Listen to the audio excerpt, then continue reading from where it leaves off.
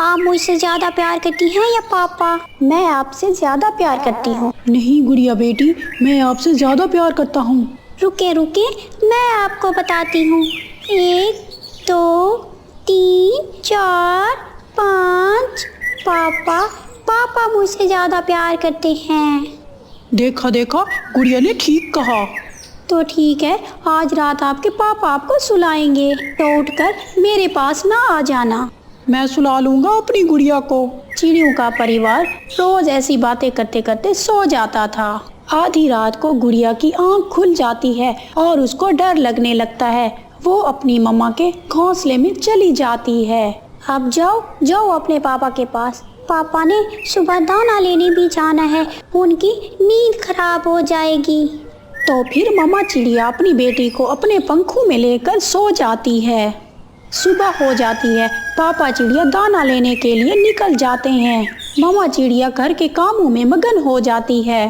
गुड़िया बेटी, आप बाहर धूप पे बैठ जाओ, मैं छोटे छोटे तिनके ले आऊं छत पे लगाने के लिए। मम्मा, आप भी ना हर रोज तिनके लेने चली जाती हैं।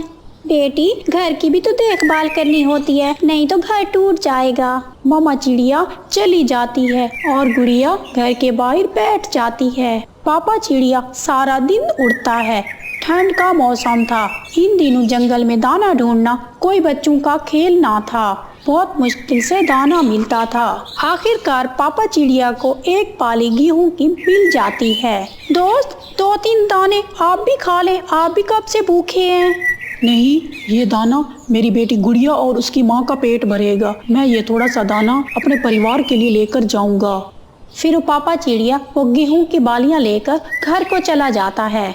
आज आपने बहुत देर कर दी घर लौट आने में। हाँ, मुझे कुछ काम था, बहुत दूर निकल गया था।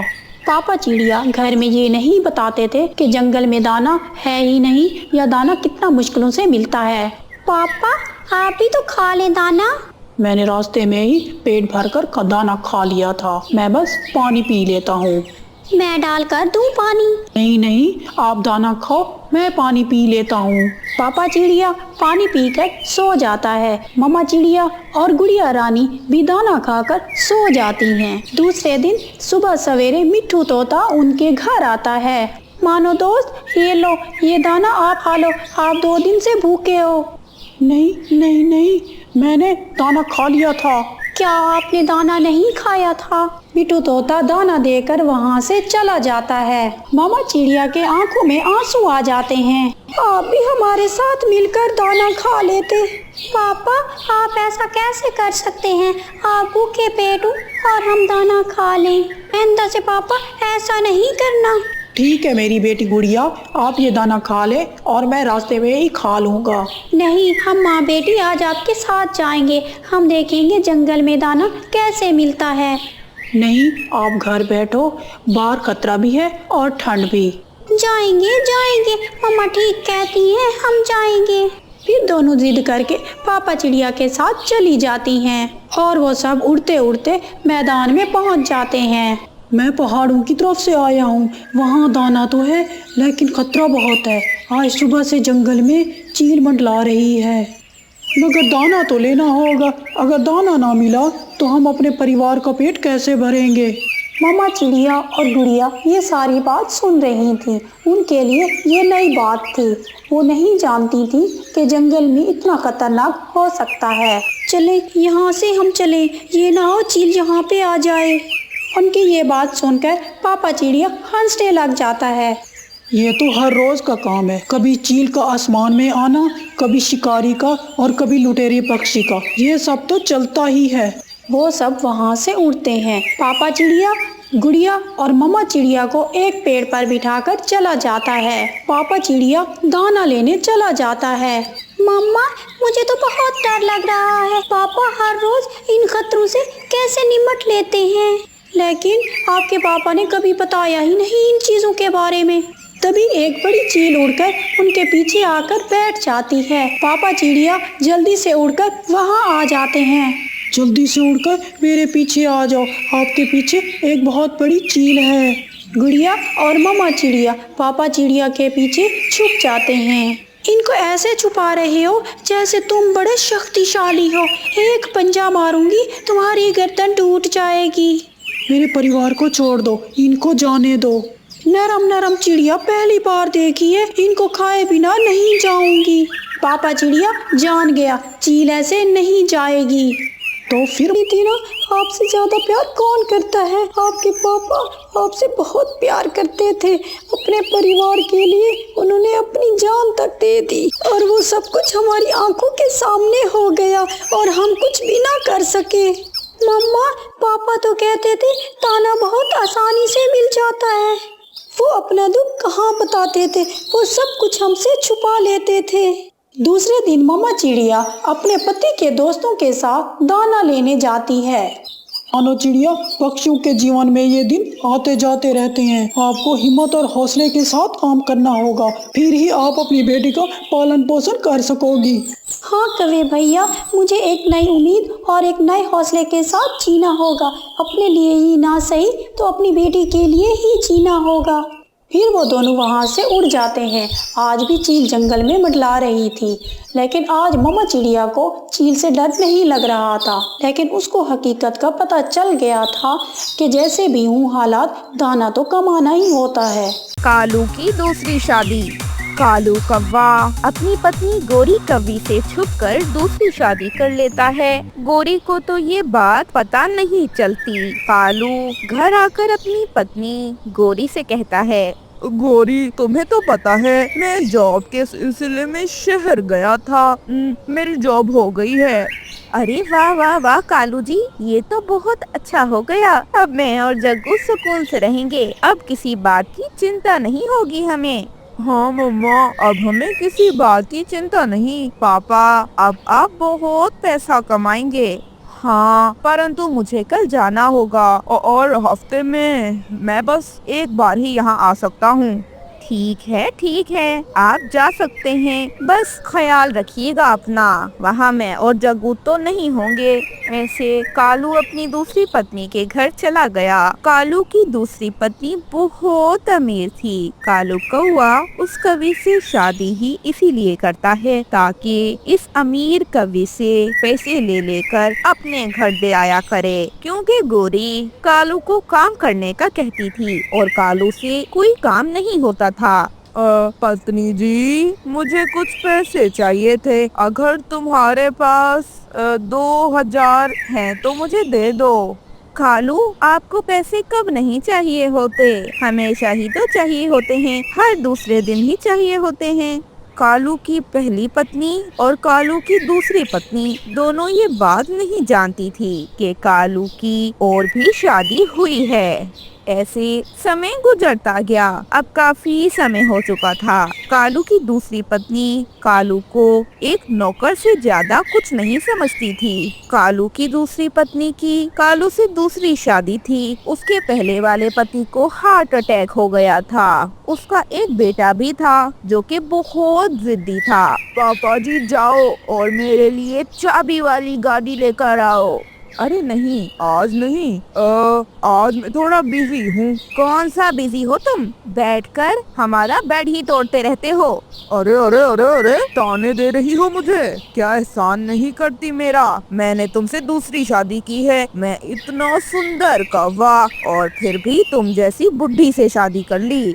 अरे चुप करके जाओ और जो मेरा बेटा कह रहा है वो करो, वरना पैसे नहीं दूंगी तुम्हें। अब तो कालू जी ने अपनी पहली पत्नी के पास जाना बिल्कुल ही बंद कर दिया था। कई महीनों से वह अपनी पत्नी के पास नहीं गया था। उसने अपने बच्चे को भी नहीं देखा था।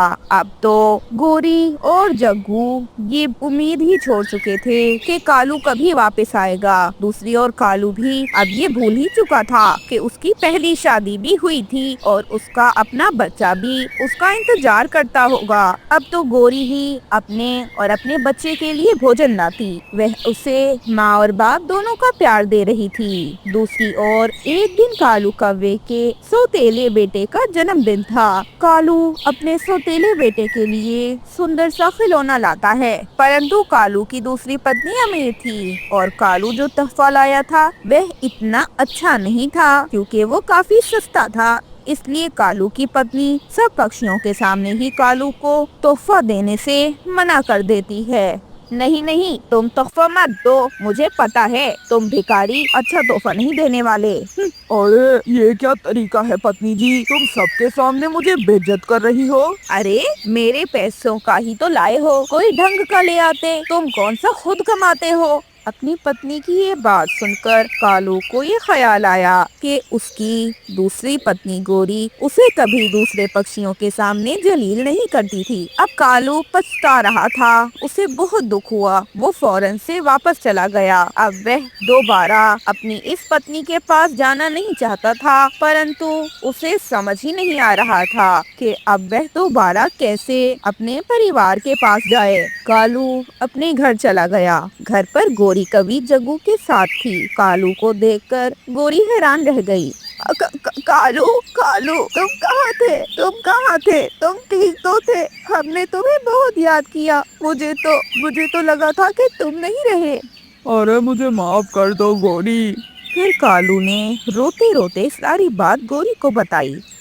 मुझसे काम नहीं होता था तो मैंने उस अमीर कवि से शादी की गलती कर दी। गोरी ना चाहते हुए भी कालू को माफ कर देती है, परंतु जग्गू कालू को माफ नहीं कर रहा था। अरे आप बहुत बुरे हो, आप नहीं हो मेरे पापा। मेरी माँ ने मेरी आपसे बेहतर परवरिश की है, उन्होंने मेरा ख्याल रखा, उन्होंने मेरे लिए कमाया। आपको तो याद ही नहीं था कि आपका कोई बेटा भी है। फिर गोरी जग्गू को समझाती है और फिर सब ठीक हो गया। अब कालू को मिट्टू महाराज के पास ही एक जॉब मिल गई और कालू जॉब करने लगा। अब कालू की सैलरी अच्छी खासी थी और उससे उसका और उसके परिवार का बहुत अच्छे से गुजारा होने लगा। दूसरी ओर कालू की दूसरी पत्नी को तो कालू के जाने का कोई फर्क नहीं पड़ा।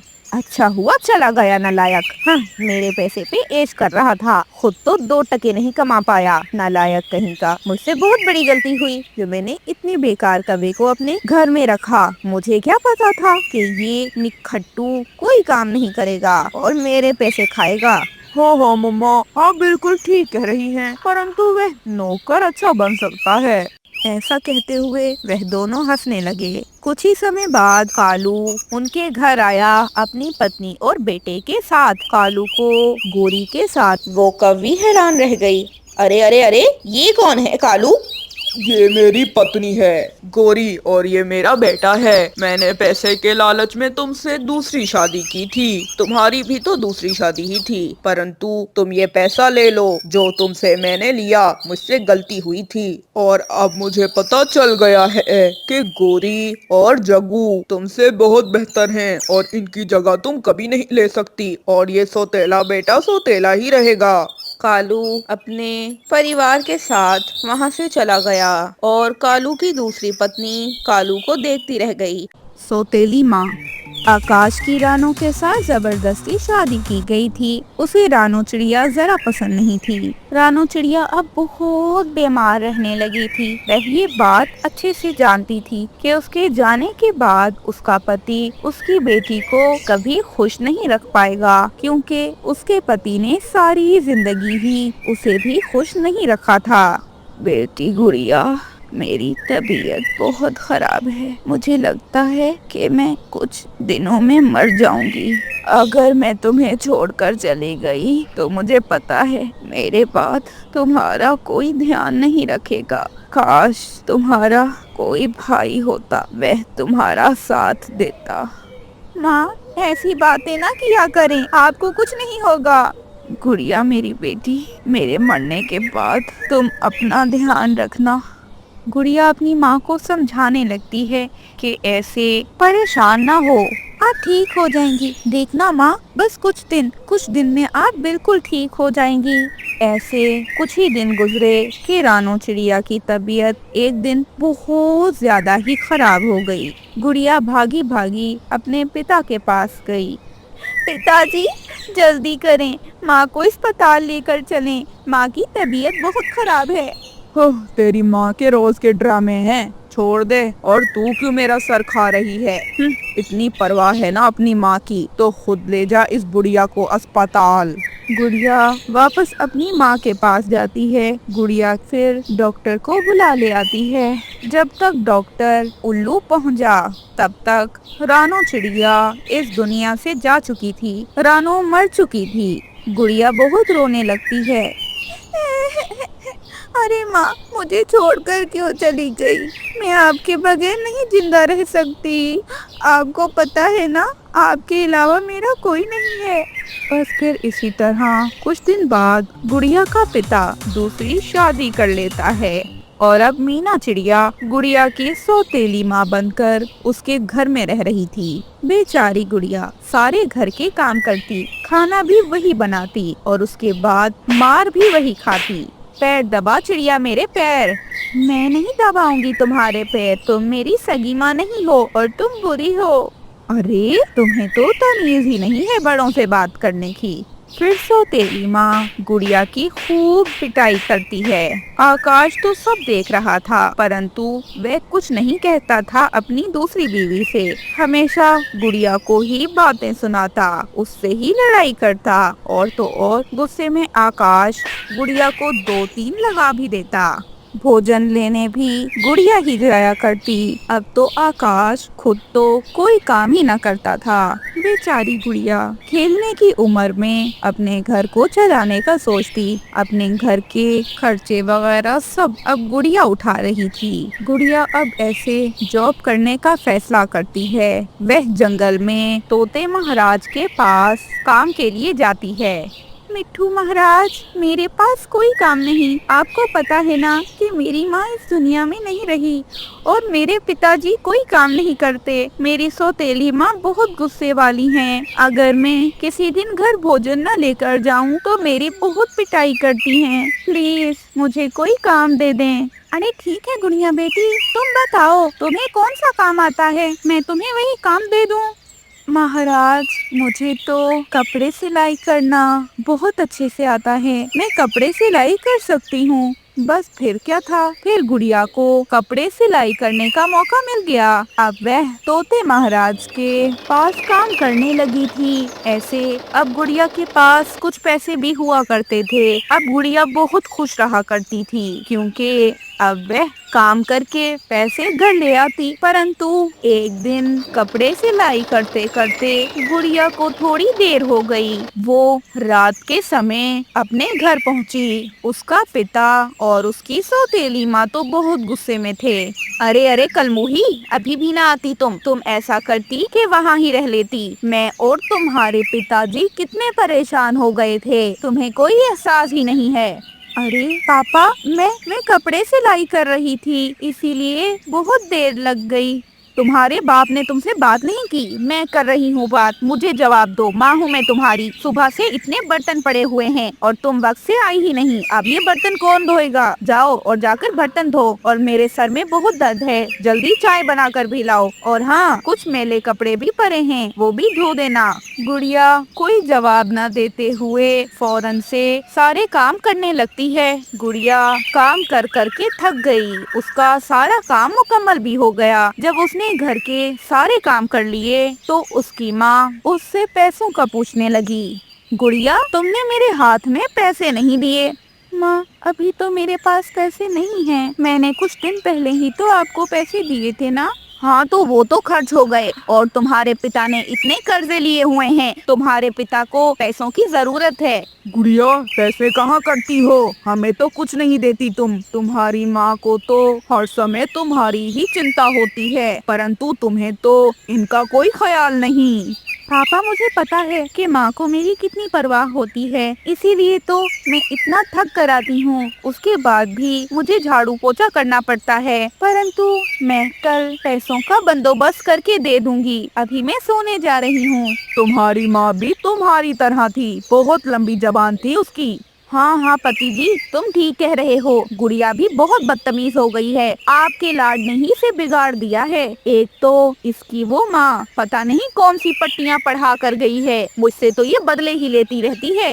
अरे आप मेरी माँ को बुरा भला ना कहें, आप खुद कौन सी अच्छी हैं, आप बहुत बुरी हैं। गुड़िया की बातें सुनकर उसके पिता और उसकी माँ को बहुत गुस्सा आ गया और उसकी माँ ने झाड़ू उठाकर गुड़िया को मारना शुरू कर दिया।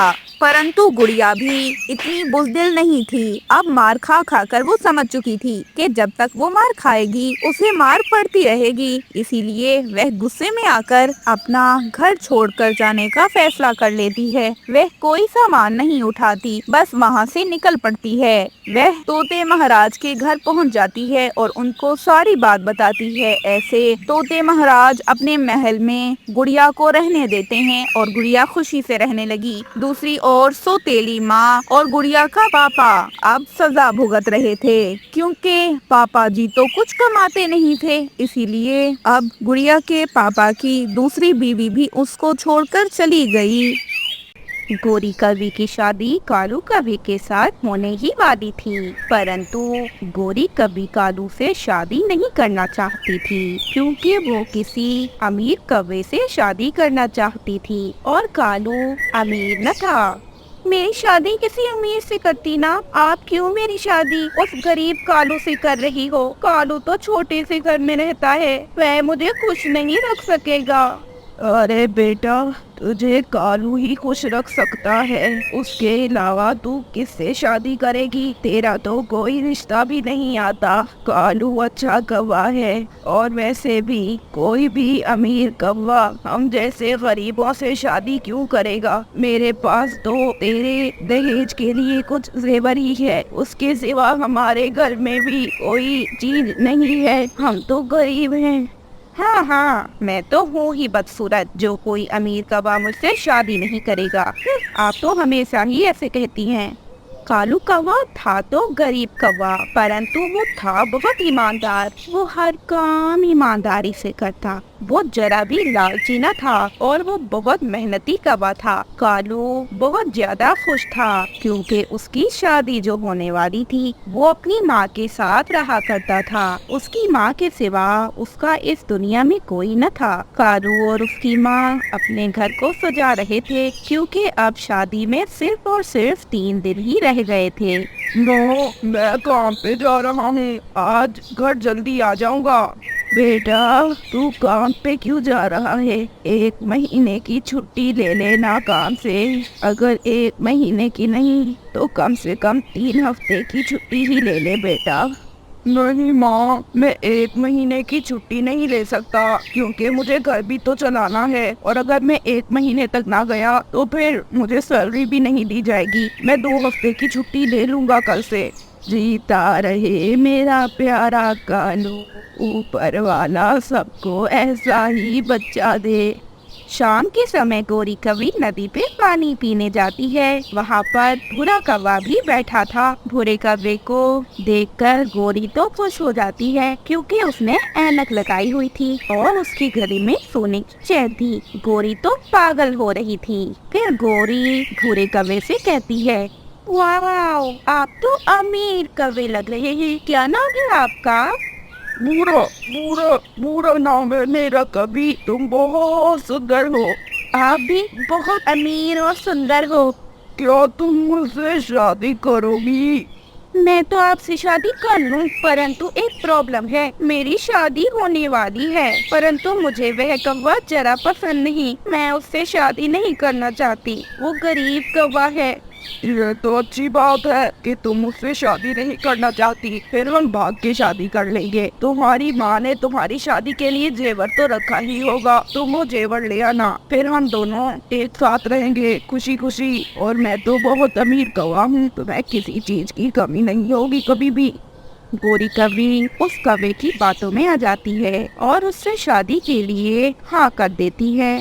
ऐसे अपनी शादी से 1 दिन पहले गोरी कवि रात के समय उस कौवे के कहने पर अपना सारा जेवर अपने घर से उठाती है और अपनी माँ को अकेला छोड़कर चली जाती है।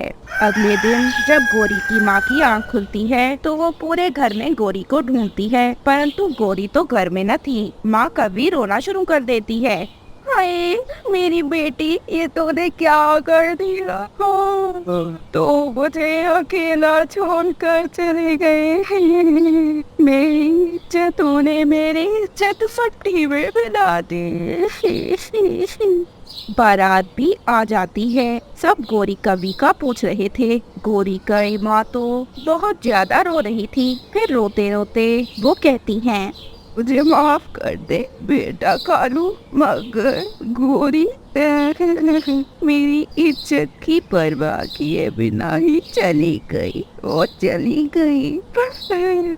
और फिर ऐसे बारात वापस चली जाती है। दूसरी ओर गौरी कवि जब सोई हुई थी तो उसका वह पति जो कि अमीर बनने का नाटक कर रहा था, वो उसके सारे गहने उठाता है और फिर वहाँ से चला जाता है। जब गौरी कवि उठती है तो वह अपने पति और गहनों को ना देखकर समझ जाती है कि उसे चूना लगा है। ये मुझसे क्या हो गया? मैंने अपनी और अपनी माँ की इतनी बेइज्जती करवाई और जिसके लिए करवाई वो भी मुझे छोड़कर चला गया। अब तो मैं किसी को अपना मुंह दिखाने के काबिल नहीं रही। मैं किससे मदद मांगू? मैं कहाँ जाऊँ? गोरी को अब समझ ना आ रहा था कि वो जाए तो किसके घर जाए। फिर गोरी कवि हिम्मत करके रानो चिड़िया के घर जाती है। रानो चिड़िया उसकी सारी बात सुनती है। गोरी, तुमने बहुत गलत किया, परंतु अब जो हो गया सो हो गया, तुम चलो। रानो चिड़िया गोरी को उसके घर ले जाती है। पहले तो गोरी की माँ उससे बात तक न कर रही थी, परंतु फिर रानो उन्हें समझाने लगती है। देखिए आंटी जी, मैं मानती हूँ कि गोरी से बहुत बड़ी गलती हुई, परंतु अगर सुबह का भूला शाम को घर आ जाए तो उसे भूला नहीं कहते। आप इसे माफ कर दें, इसे अपने किए पर पछतावा है। गोरी भी बहुत रो रही थी। उसकी माँ अपनी बेटी की तरफ देखती है और उसे फौरन से गले से लगा लेती है। फिर ऐसे रानो चिड़िया कालू के घर जाती है और कालू को सारी बात बता देती है जो गोरी ने रानो को बताई थी। बहन चिड़िया, मैं तो अभी वो सब बोलने को राजी हूँ। कालू की माँ को भी कोई एतराज न था। फिर ऐसे धूमधाम से गोरी कवि की शादी कालू कवि के साथ हो जाती है। अब गोरी कवि अपने घर में खुशी से रह रही थी, परंतु फिर भी उसे अपने किए पर बहुत दुख था, क्योंकि उसकी इस गलती के कारण ही उसकी बहुत ज्यादा बेइज्जती हो चुकी थी।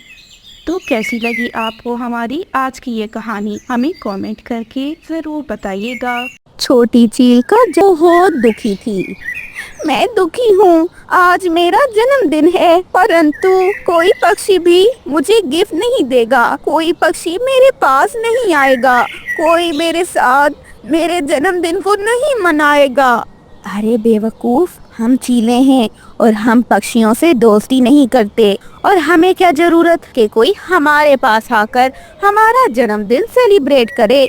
हम तो इन छोटे पक्षियों को खा लेते हैं और इन्हें खाकर ही हमारा जन्मदिन मनाया जाता है। परंतु मैं चाहता हूँ कि कोई तो आए मेरे जन्मदिन पर। बड़ी चील, जो कि छोटी चील की खाला थी, वह जंगल की ओर निकल पड़ी। सामने बहुत से पक्षी बैठे थे। चील को देखकर तो सारी बातें खत्म हो गई पक्षियों की तो जैसे जान ही निकल गई। सब बहुत हड़बड़ा गए। कोई भागता इससे पहले ही चील तेज आवाज में कहती है, अगर कोई यहाँ से हिला भी ना तो अच्छा नहीं होगा, मैं नहीं मारूंगी तुमको, यही रुको। बस फिर कालू कौवा पक्षियों को कहीं नहीं जाने देता और उन्हें रोक देता है। रुको रुको पक्षियों, सुन लो, ये चील क्या कह रही है। अगर हम भागे तो ये हमें जिंदा नहीं छोड़ेगी। हो सकता है कि ये चील सुधर चुकी हो। मेरे भतीजे का जन्मदिन है, मैं चाहती हूँ कि तुम सब उसके साथ मिलकर उसकी बर्थडे सेलिब्रेट करो। चील दीदी, मेन्यू में क्या क्या मिलेगा? जो तुम कहो प्यारी कवि, तुम्हारी आंखें बहुत प्यारी हैं, तुम बहुत सुंदर हो और तुम समझदार भी लगती हो। चील पक्षियों को जन्मदिन पर आने का कहकर वहाँ से चली गई, परंतु जाते जाते वह कौवों के साथ दोस्ती भी करती गई। अब क्या था, अब तो चील ने दोस्ती कर ली थी कौवों के साथ। अब तो कौवे हर हाल में छोटी चील के जन्मदिन पर जाना चाहते थे। अब कौवे बाकी पक्षियों से भी कह रहे थे कि वह भी चील के जन्मदिन पर जाएं ताकि चीलें खुश हों कौवों से। मैं नहीं जाऊंगी और अगर किसी और को जाना है तो चला जाए, परंतु मैं तो किसी हाल में नहीं जाऊंगी। मुझे कोई भरोसा नहीं है इन जालिम चीलों का। ये बुरी हैं, ये अच्छी नहीं हो सकती हमारे लिए। छोटी चिड़िया, तुम छोटी हो और तुम्हारी सोच भी सच में छोटी ही है। तुम चुप करके बैठो, सब पक्षी जा रहे हैं। चिड़िया तुम भी जा रही हो। मैं नहीं जा रही हूँ। तुमने जाना है तो जाओ, तुम्हारी मर्जी, परंतु याद रखना गोरी, फितरत नहीं बदलती। ये चीलें हमें अपनी बातों में ला रही हैं। ये चीलें हमें मार खाएंगी।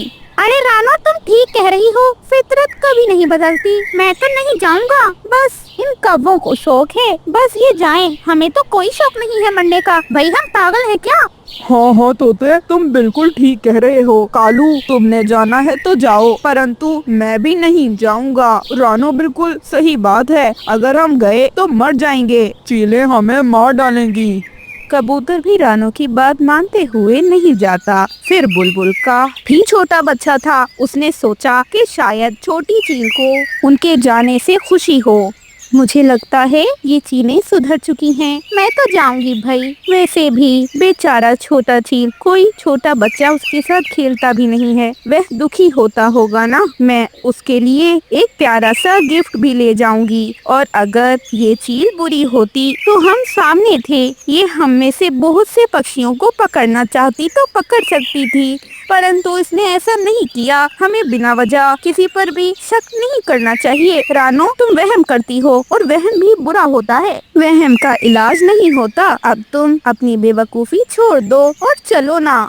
रानो नहीं मानती और तोता और कबूतर भी नहीं मानते, पर बेचारी बुलबुल कौवों के साथ गिफ्ट लिए छोटी चील के पास पहुंच गई। वह गिफ्ट लेकर भी ये खबर पहुंच गई कि बुलबुल, कालू और गोरी इस दुनिया में नहीं रहे, उन्हें चील खा गई है। सब पक्षी रानो का धन्यवाद करते हैं क्योंकि रानो ने ही सबको समझाया और रानो की वजह से ही पक्षी उस चील की बातों में नहीं आए। छोटी बुलबुल को तो रानो अपने साथ अपने घर ले आई और उसे माँ की तरह प्यार से अपने घर में रखा और उसका अपने बच्चों की तरह ही ख्याल रखा। दोस्तों, आपने देखा कि कैसे जालिम चील ने बेचारी बुलबुल और कौवों को मार दिया। अगर आपको पता है कि कोई ठीक नहीं, कोई बुरा है, तो उससे दूर रहें, क्योंकि अगर आप उससे दूर नहीं हुए तो आप खुद को नुकसान पहुंचा सकते हैं। रोज शाम होते ही रानो चिड़िया जंगल में मूंगफली बेचने निकल जाती। रानो जंगल में तेज तेज आवाज लगाती, आओ आओ मूंगफली लेकर जाओ, मूंगफली लेकर जाओ, गरम गरम मूंगफली, स्वादिष्ट मूंगफली। रानो आ गई, रानो आ गई, रानो मूंगफली लेकर आ गई। मैं जल्दी से रानो से बहुत सारी मूंगफली लेकर आता हूँ पत्नी जी। अरे कबूतर जी, ज्यादा लाना, मुझे मूंगफली बहुत पसंद है। ऐसे जंगल के सारे पक्षी भागे भागे रानो के पास आते और उससे मूंगफली खरीदते। देखते ही देखते रानो की मूंगफली बिक जाती और रानो अपने घर आ जाती। बच्चों, आज बहुत मुनाफा हुआ है। बहुत जल्दी ही मूंगफली पक्षियों ने मुझसे खरीद ली। माँ, अब तो आपके पास बहुत ज्यादा पैसे होंगे ना?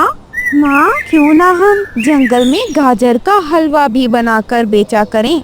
हाँ बेटा, गाजर का हलवा मैं बहुत अच्छे से बना लेती हूँ, परंतु मैं तो किसी दुकान पर नहीं होती। अगर मेरे पास कोई अपनी दुकान होती तो फिर मैं गाजर का हलवा उस दुकान में बेच सकती थी। माँ, आपने जो पैसे जमा किए हुए हैं उनसे आप कोई दुकान क्यों नहीं खरीद लेती? आप किराए पर दुकान खरीद लेना। ऐसे आप उस दुकान पर मूंगफली भी बेच लेना और उस दुकान पर आप स्वादिष्ट गाजर का हलवा भी फरोख्त करना। बस फिर क्या था, फिर रानो अपनी बेटी गुड़िया की बात मानते हुए एक दुकान खरीद लेती है। गुड़िया और कुकू भी अपनी माँ की मदद करते हैं और रानो अब मूंगफली तो बेच रही थी और साथ ही साथ वह गाजर का हलवा भी बेचने लगी। रानो की तरक्की को देखकर कालू और गोरी बहुत जल रहे थे। हम तो कभी कुछ न कर सके, परंतु ये रानो देखो कितनी तरक्की कर गई। पहले मूंगफली बेचती थी, मिनटों में इसकी मूंगफली पक्षी खरीद लेते थे, पूरे जंगल में दौड़ती थी तब तो ये, और अब देखो कैसे सुकून से दुकान पर बैठी है और अब तो ये गाजर का हलवा भी बेचने लगी है। गोरी, हम कुछ तो करेंगे, कुछ ऐसा करेंगे कि रानो गाजर का हलवा और मूंगफली बेचना बंद कर देगी। शाबाश मेरे पति जी, ऐसा ही करो। ऐसा करते हैं कि हम भी गाजर का हलवा बेचते हैं। परंतु उसके लिए तो तुम्हें गाजर का हलवा बनाना भी आना चाहिए और तुम्हें तो कुछ बनाना नहीं आता। अगर किसी ने तुम्हारे पंख का गाजर का हलवा खा लिया तो फिर पक्षी हमें मार मार कर हमारा हलवा बना देंगे। बस फिर गोरी कालू को एक आइडिया देती है और रात के समय कालू पेड़ के पीछे छुप जाता है और चील के चेहरे वाला मास्क पहनकर अंधेरे में रानू को डराने लगता है। अरे चिड़िया, तुम्हारी इतनी हिम्मत, हम चीलों के होते हुए तुम आधी रात को ऐसे अपने जंगल में गाजर का हलवा बेच रही हो। हम तो तुम्हारा हलवा बनाकर खाएंगी। चील दी, आप मुझे कुछ ना कहना। मैं आपको गाजर का हलवा मुफ्त में खिलाऊंगी। तुम्हें एक ही शर्त पर यहाँ से जिंदा जाने देंगे। आप जो कहेंगी मैं करूँगी, परंतु मुझे जाने दें, मुझे न मारना। हाँ, अब ठीक बोल रही है। अब इसे ये दुकान छोड़ने का कहता हूँ। कालू अब मन ही मन बहुत खुश हो गया और रानो को वहाँ से भगाने के लिए कहने लगा, आज के बाद तुम गाजर का हलवा नहीं बेचोगी। बस ऐसे चील बना हुआ कौवा रानो को डरा डरा कर वहाँ से भगा देता है। अगले दिन तो रानो बहुत डरी हुई थी, वह तो अपने घर से भी बाहर नहीं जाना चाहती थी। फिर रानो अपने घर से बाहर निकली। रानो के घर के पास ही कौवों का घर था। कौवों के घर से तेज तेज हंसने की आवाज आ रही थी। बहुत डर गई चिड़िया, मुझसे बहुत डर गई। ऐसे डर रही थी जैसे मैं सच में कोई चील हूँ। गोरी, अगर तुम वो सीन देखती ना तो तुमसे तो हंसी कंट्रोल ही ना होती। अरे आज तो उसने गाजर का हलवा भी नहीं बेचना। देखो कालू, कैसा डराया हमने उस चिड़िया को। छोटी चिड़िया अब अपने घर डर के बैठी होगी। वो तो पानी पीने के लिए भी नहीं उठेगी। अब तो उसके ख्वाब में भी बस चील ही चील आएगी। रानो सारी बात समझ गई। रात को रानो ने दोबारा वहाँ से भागकर अपने घर पहुँचता है। उसकी तो आंखें सूज गई थी। गोरी, तुम्हारे चक्कर में मारा, मुझे बहुत मारा। किसने मारा मेरे कालू को, बताओ। मैं जिंदा नहीं छोड़ूंगी उसे। कहीं उस चिड़िया ने तो तुम्हें कुछ नहीं कहा, या तुम्हें चील बना देखकर असली चील तो नहीं आ गई तुम्हारे पास? नहीं, ऐसा नहीं है। जंगल के पक्षियों ने रानो के साथ मिलकर मेरी बहुत पिटाई की। मुझे तुम्हारी बातों में नहीं आना चाहिए था, ऐसे ही इतनी मार खा गया। शुक्र है, मैं सोच रही थी कि मैं भी आकर देखूं रानो कैसे डर रही है, परंतु मैं आई नहीं। अगर मैं आती तो आज पक्षी मेरी भी बहुत पिटाई करते।